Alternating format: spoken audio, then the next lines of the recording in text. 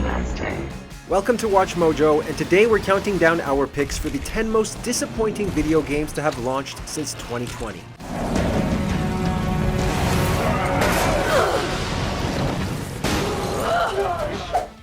Number 10, Suicide Squad: Kill the Justice League.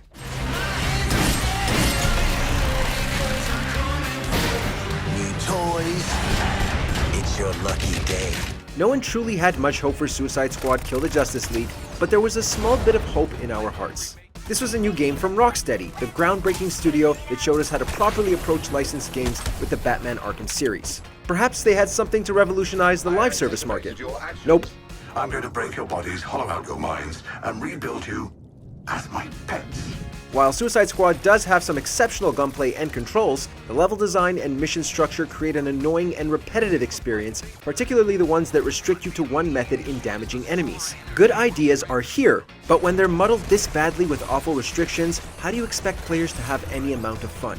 My projections predicted something akin to this. I never intended to experience. Number 9, Skull and Bones.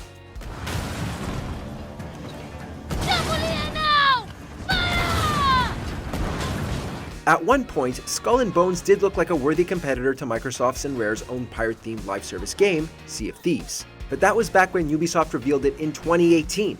Then, the delays started coming.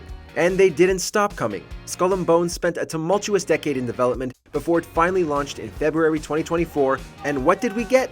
An open world with survival and crafting mechanics where our ships had stamina bars.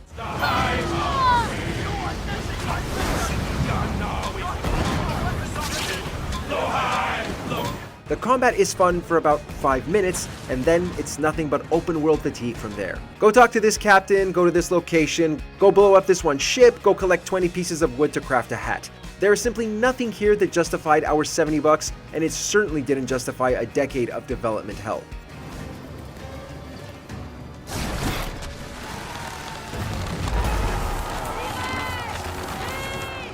Number 8, LEGO 2K Drive.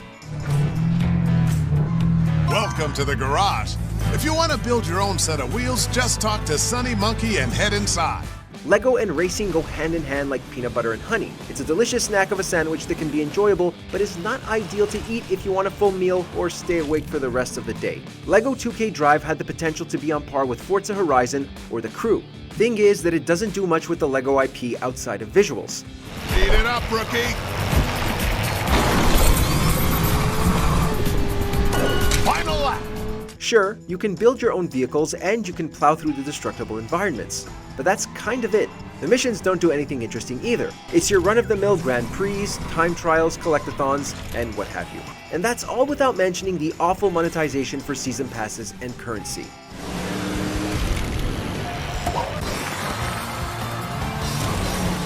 Number 7, Battletoads. I'm back! This bubblegum pig just won't quit. Microsoft knows they're sitting on a bed of beloved Rare IP, but after the failure of Battletoads, you have to wonder what's going on with Xbox. To its credit, Battletoads does match the look and feel of what the original games were going for. So, what's the problem? Well, it doesn't take any cues from modern beat-em-ups.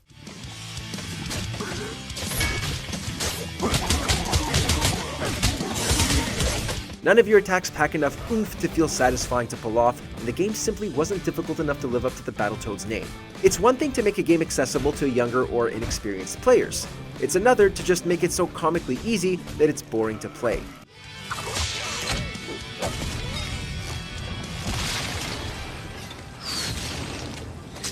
Number 6, Gotham Knights. Unlike you, I'm not afraid of dying. I'd rather keep my humanity. With Batman Arkham Origins being the last game they developed, many were wondering what WB Games Montreal was capable of. Gotham Knights sounded like a good direction for the studio. Learn what Rocksteady did, get started on a successor to the Arkham games, make it a live service online co-op, but no. This was nothing like what we wanted from a new Batman game. Hell, I'm just getting warmed up.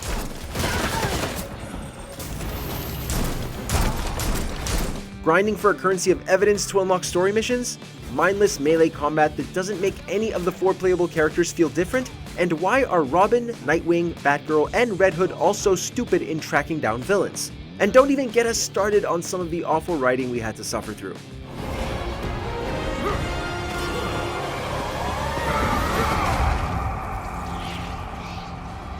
Number 5. Senua's Saga, Hellblade 2.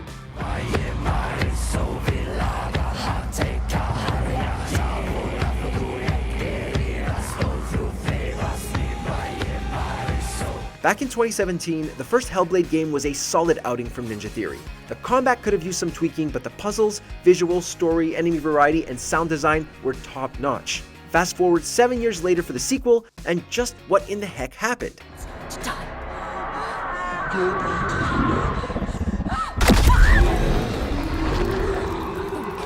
Hellblade 2 is a step backwards in how every combat encounter feels the same, while most of the game is spent pushing forward on super linear paths.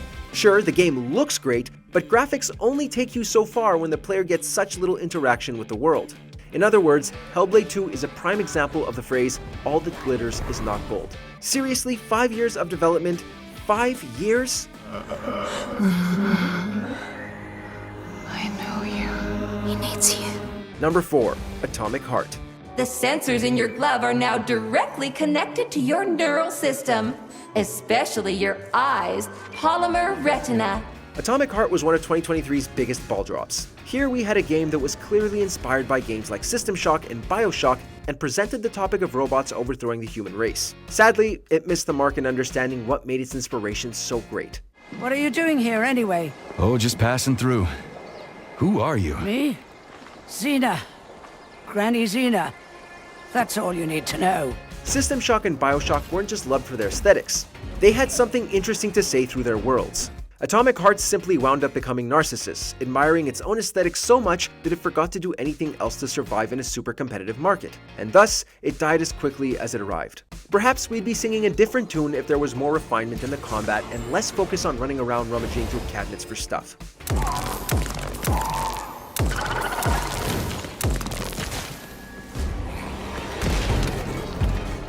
Number 3. Redfall.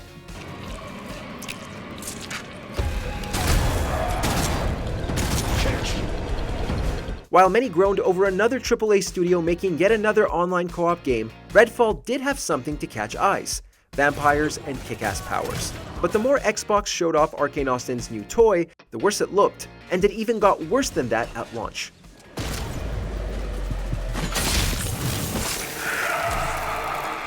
Redfall was released with a myriad of bugs, ranging from AI failing to properly detect players to parts of the environment not even loading in. It wasn't awful enough to render it unplayable, but it was abysmal enough for the game to be the butt of so many jokes, especially jabs made at Xbox. Arcane Austin would be one of the 4 studios Xbox would shut down in May 2024. Redfall got its final update shortly after, adding in offline support. Nobody ever believes things can get this bad. Until it happens. Then, it's too late. Number 2. Overwatch 2.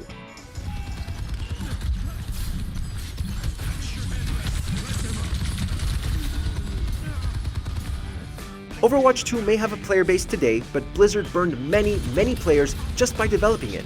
The original Overwatch was already considered by many to be perfect the way it was. The only problem was Blizzard quitting on it after adding one final character in April of 2020. So, if Overwatch 2 is a necessary push forward, it's gotta have new maps and game modes, right? Nope.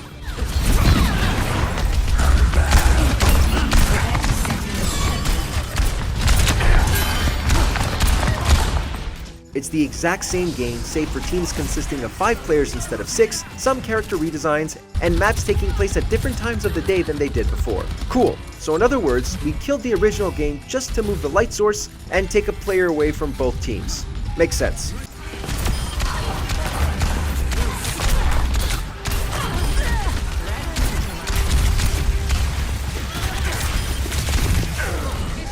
Before we continue, be sure to subscribe to our channel and ring the bell to get notified about our latest videos. You have the option to be notified for occasional videos or all of them. If you're on your phone, make sure to go into your settings and switch on notifications. Number 1. Marvel's Avengers. Do something other than driving yourself headfirst into danger. I am not just a king on a throne. I am the Black Panther. Much like Redfall, Avengers looked worse and worse the more Crystal Dynamics and Square Enix showed the game. Unlike Redfall, the waft of Avengers was a lot more present in the months leading up to launch.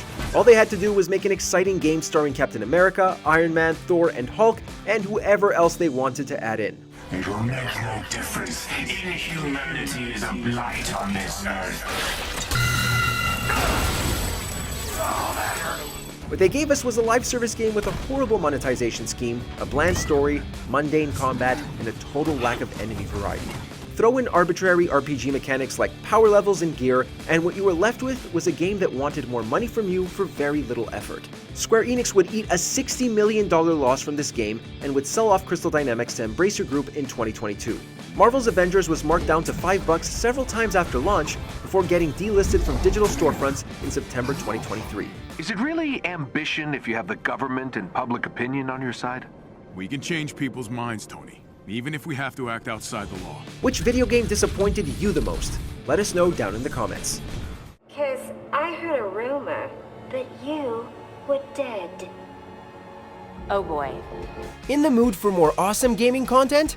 Be sure to check out this video here on Mojo Plays. And don't forget to subscribe and ring the bell to be notified about our latest videos.